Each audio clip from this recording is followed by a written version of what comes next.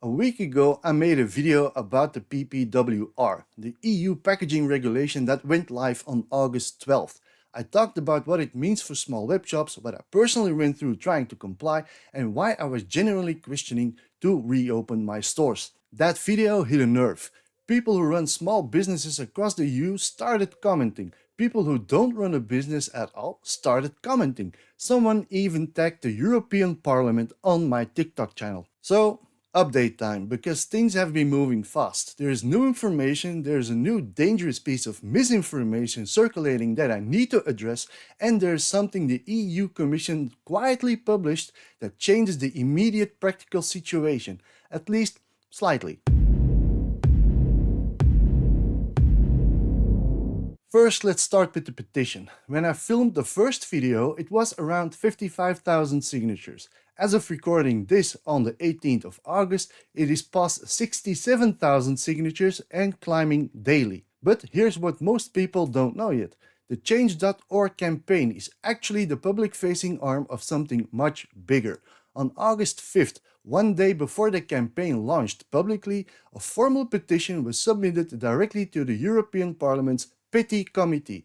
That's the Committee on Petitions, the official body that handles citizen complaints to the EU Parliament. Getting an official PETI petition number takes several weeks. Once it gets that number, the campaign intends to redirect everything to the official EU PETI portal. So what started as a social media campaign is now working its way through the EU's own formal petition process. That's a significant escalation. This is no longer just people signing something online, it's inside the institution itself. In parallel, a German petition has launched on openpetition.eu demanding a specific fix.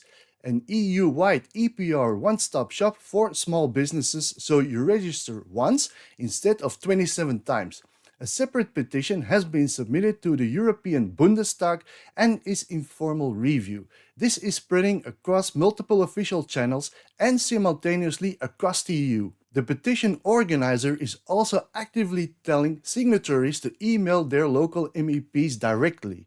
Providing step-by-step instructions, politicians respond to voters, MEPs respond to constituents.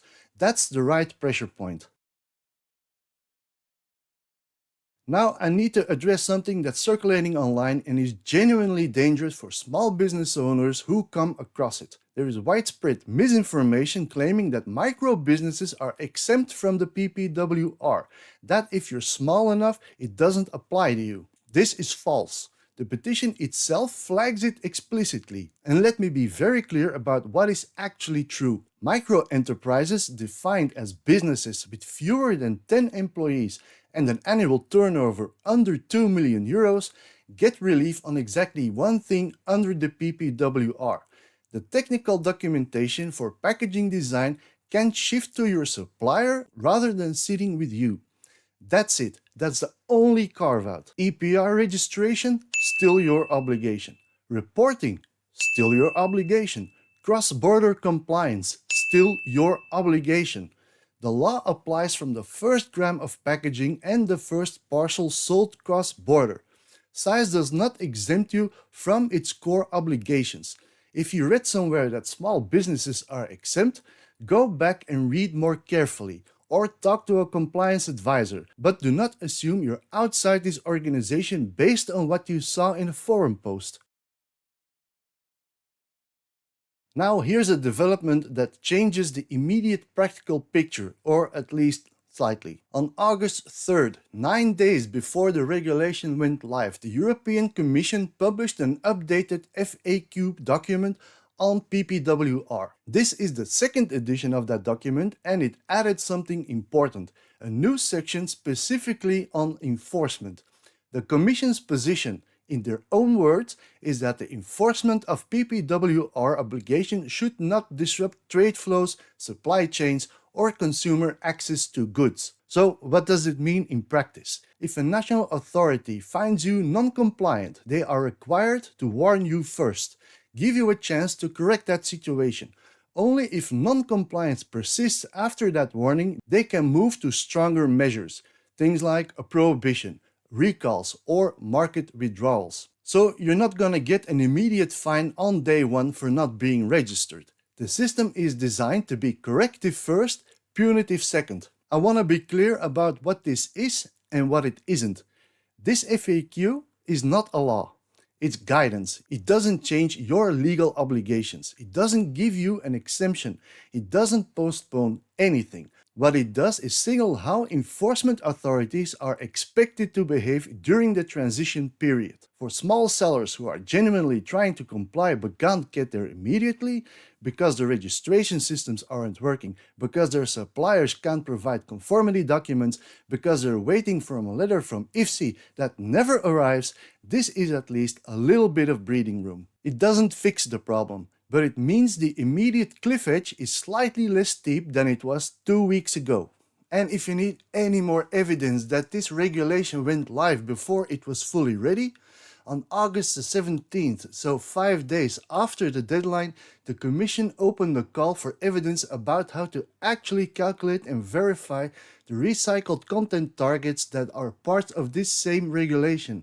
Industry experts are already saying that implementing these rules won't be ready by December. So the regulation is live, but the parts of it are still being written. Make that of it as you will. The most important date on the calendar right now for anyone affected by this is October 2026. The European Parliament is still considering a narrower exemption specifically for micro and small enterprises, businesses with up to 49 employees and up to 10 million euros annual turnover. A committee vote is expected around the 1st of October 2026. This is not a done deal. The Council already killed the broader suspension proposal in June.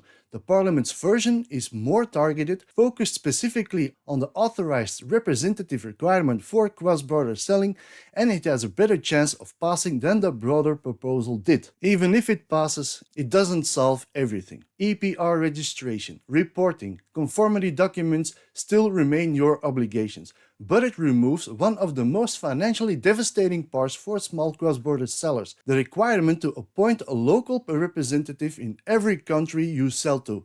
So that's a 5,000 to 7,000 euro per year problem. Removing that one requirement wouldn't fix PPWR for small businesses, but it would make continued operations significantly more viable for micro sellers who ship across EU borders. If it fails, we're back to square one.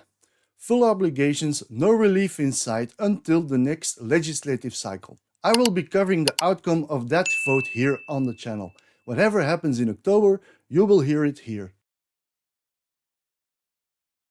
So regarding my personal situation, whether I'm gonna reopen the stores when I'm able to, I haven't changed my position. I'm still thinking whether it's gonna be worth the hassle. But what I have done is decided to keep talking about it, because the thing that struck me most in the last week is how many people had no idea this existed. Not just small business owners, regular people, buyers, people who shop from small EU sellers and are now finding shipping options for their favorite products and shops disappearing without understanding why. Awareness is the first step. And apparently a video about a packaging regulation can reach people who have never even heard of Bricklink or Lego reselling, because this isn't about Lego. It's about whether small independent commerce can survive in the EU single market.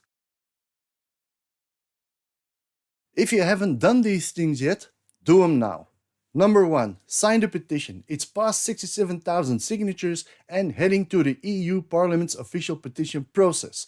Every signature matters more now, not less. The link for it is in the description down below. Number 2. Leave a comment on the EU Commission's own feedback page. More than 5,000 comments. Every single one of them is opposed. The counter still going up. One paragraph, say you're a small business owner or a buyer who has lost access to small EU sellers, and that this regulation as written is destroying the single market it was supposed to protect. Also, the links in the description below. And number 3, contact your MEP right now. I know most people have no idea what an MEP is or what they do, so let me explain quickly. MEP stands for Member of European Parliament. These are the elected politicians that represent you, yes, you personally, as a EU citizen.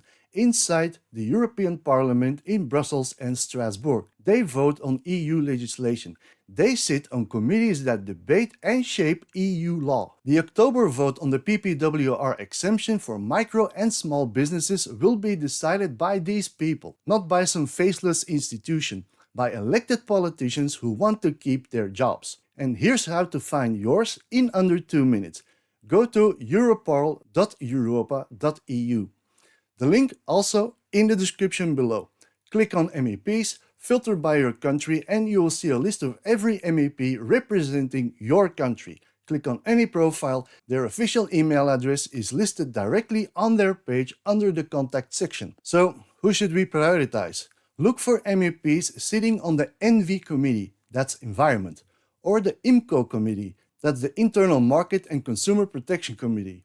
These are the people most directly involved on the PPWR debate. And what to write? Just keep it short and keep it real. Something like this: Dear Sir or Madam, I'm a small business based in country, I don't know.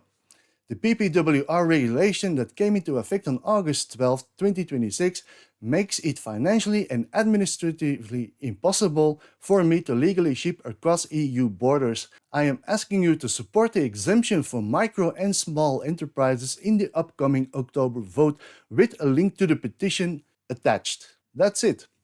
No legal language, no 5-page letter, just a real person, a real situation, and a direct ask.